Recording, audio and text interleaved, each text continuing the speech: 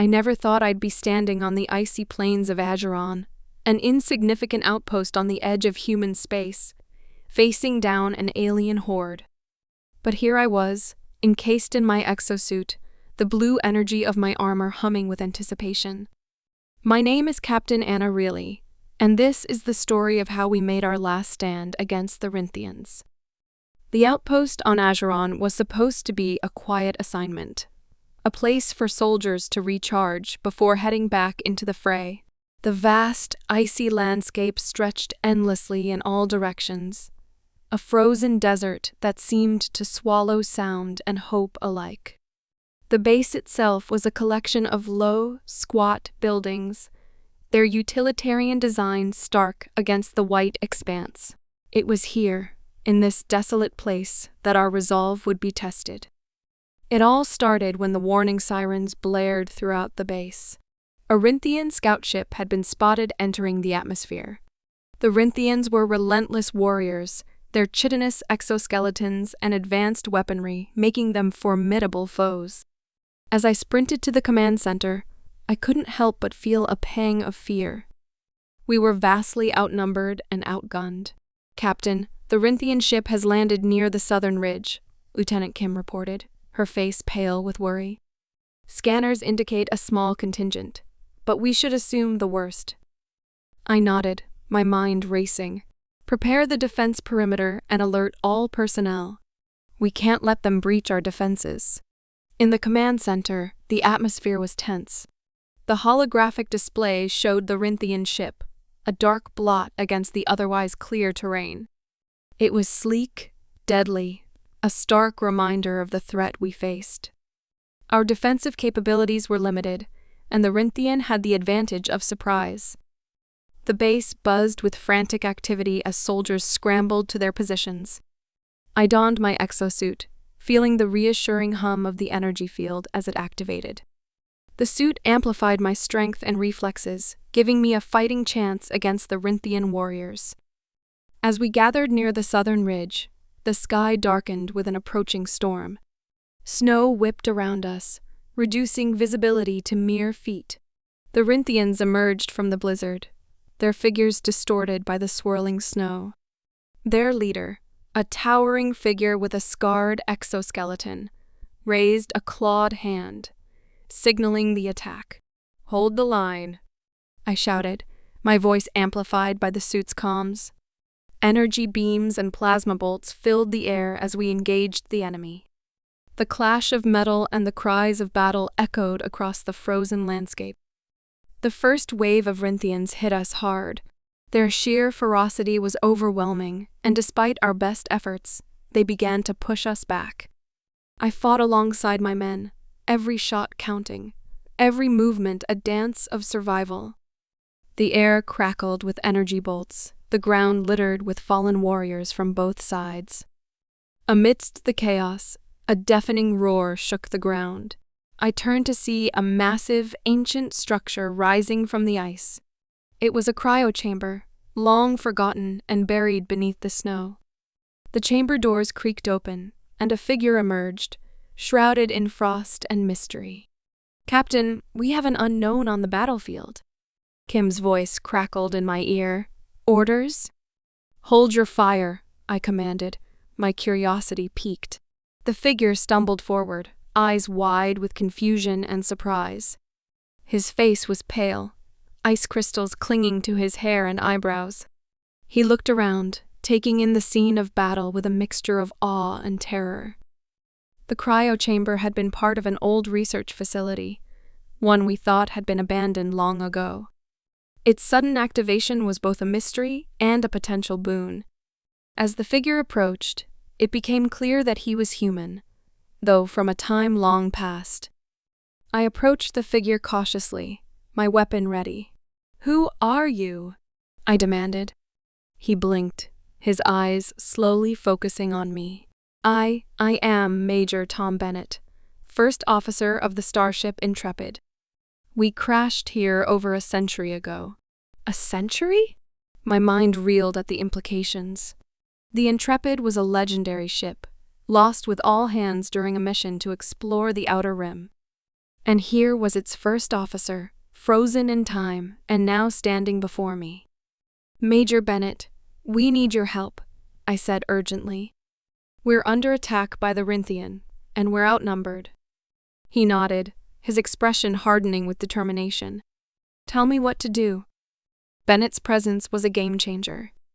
He brought with him knowledge and experience from a time when humanity was just beginning to encounter the wider galaxy. His insight into the old technology could turn the tide of battle in our favor. With Bennett's help, we devised a plan. The cryo chamber contained advanced technology that could disrupt the Rinthians' communications and disable their weapons. It was a long shot, but our only chance. As the battle raged on, Bennett and I fought our way to the chamber's control panel. The Rinthian leader spotted us and charged, his claws gleaming in the dim light. I fired a burst of energy bolts, but he deflected them with ease. Bennett tackled the leader, his movements swift and precise despite the centuries of cryostasis. "Get to the controls, Captain. I'll hold him off." I didn't hesitate. The controls were ancient, but I quickly deciphered the symbols and activated the disruption field. A pulse of blue energy radiated from the chamber, washing over the battlefield. The Rinthian warriors staggered, their weapons sputtering and failing. With the disruption field active, the Rinthians' advantage was nullified. Our soldiers rallied, pressing the attack. The tide was turning, and for the first time, victory seemed within reach. "Now, push them back," I shouted, rallying my troops. With the Rinthian disoriented, we launched a counterattack. Bennett fought beside me, his eyes blazing with fierce determination. The Rinthian leader roared in fury, but Bennett's exosuit-enhanced strength proved too much. With a final, powerful strike, he brought the leader down, ending the threat. The remaining Rinthians fled, their morale shattered. We had won the day, but at a great cost. The battlefield was littered with the fallen, both human and alien.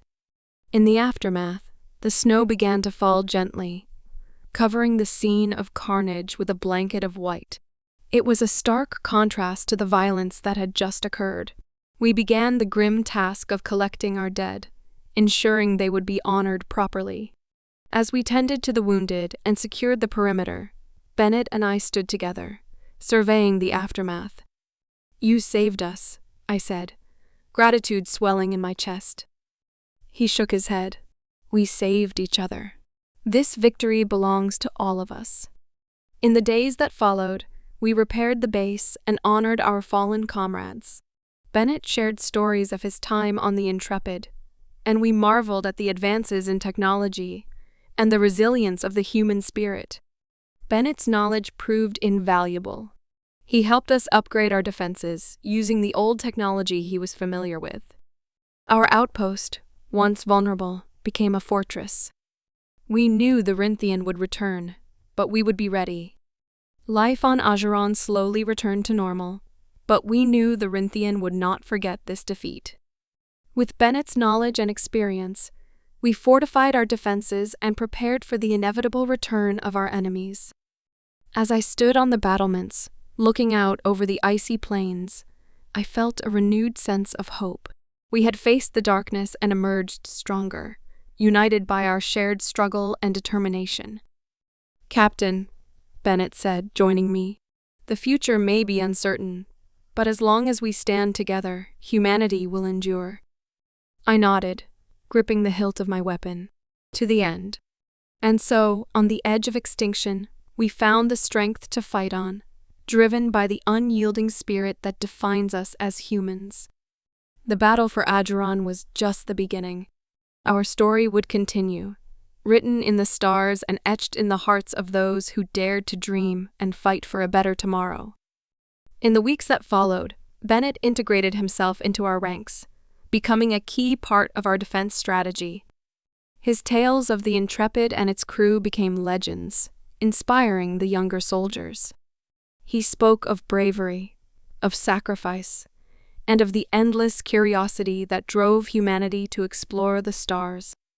We established a memorial for those who had fallen, both from our recent battle and from the crash of the Intrepid.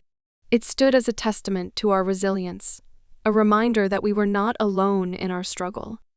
Every day, soldiers would stop by, paying their respects and drawing strength from the legacy of those who came before us.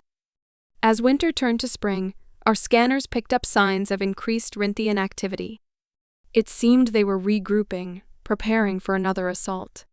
The news was met with a mix of fear and determination. We had faced them before and won, but the cost had been high. Bennett proposed an audacious plan to take the fight to the Rinthian. Using the ancient technology from the cryo chamber, we could potentially launch a preemptive strike on their forward base. It was risky, but if successful, it would cripple their ability to attack us. The council debated the plan for days, weighing the risks and potential rewards.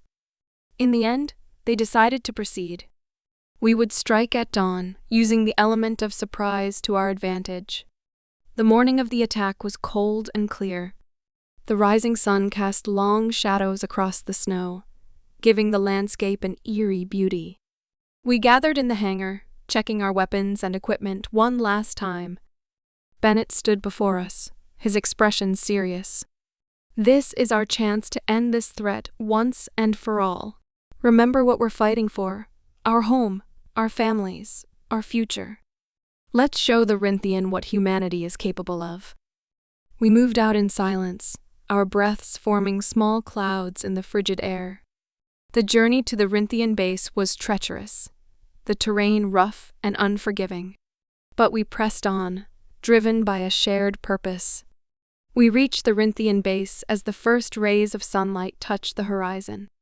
It was a sprawling complex, bristling with weapons and defenses. We spread out, taking positions around the perimeter. At Bennett's signal, we launched our attack. Explosions rocked the base as our artillery pounded their defenses. Rinthian warriors poured out, scrambling to respond. The battle was fierce, each side fighting with everything they had. Bennett and I led a small team to the central command, where we could disable their systems. The corridors were narrow, the air thick with smoke and the stench of battle. We moved quickly, taking down any Rinthian we encountered. We reached the command center, only to find it heavily guarded. The Rinthian leader from our previous encounter was there, his eyes filled with hatred. "You should have stayed dead," he snarled at Bennett. "I don't die easily," Bennett replied, his voice cold. The final showdown was brutal. The Rinthian leader was a formidable opponent, his strength and speed unmatched. But Bennett fought with a ferocity born of determination and anger. They clashed, the sounds of their battle echoing through the command center. I focused on the control panel, working to disable their systems. The codes were complex, but I had learned much from Bennett. The seconds ticked by like hours, every moment bringing us closer to either victory or defeat. With a final keystroke, I activated the shutdown sequence. The base's systems powered down, the lights flickering and then going dark. The Rinthian warriors outside faltered, their weapons falling silent. Bennett landed the final blow, bringing the Rinthian leader to his knees. "This is for my crew," he said, his voice a low growl before delivering the killing strike. The battle was over, but the cost was high.